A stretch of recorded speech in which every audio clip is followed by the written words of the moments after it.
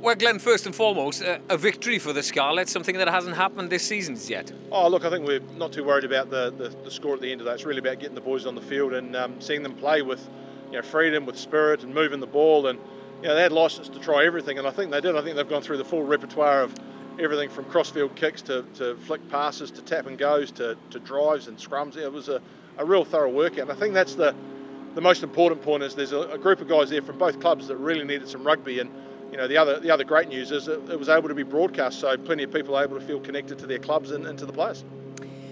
That's the thing, isn't it? Training is one thing. You can train as much as you want, but actually playing, it's completely different. Oh, it's chalk and cheese. We've got guys who are trying to run performance plans and programs through the week, and the only evidence they've got to go off is a training run. Well, now we've got some evidence for guys to build their plans and their work-ons and just to keep getting better. And that's still our mantra, and I think the great thing amongst the regional coaches, all of us, is that we want these games on.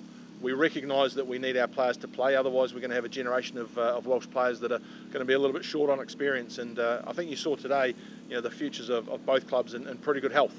And our job is to make sure that those guys get through, get the experience they need in games like this. Talk about first half and second half. You had kind of two games within one game there. It was much more kind of structured in the first half. Were you happy with what you saw there? Yeah, it really was, and I think our lead-up work was really good. We did spend a lot of time in the 22, and a couple of little errors at the end. Rob Evans doing his trademark pick and go, which just didn't quite come off, but we want him to make those plays. He's learned from that.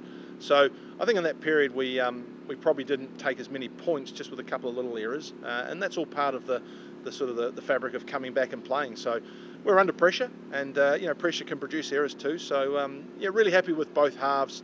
I think we built a game, and I think by the end of it, we built enough of a momentum to give us the scores that we were looking for.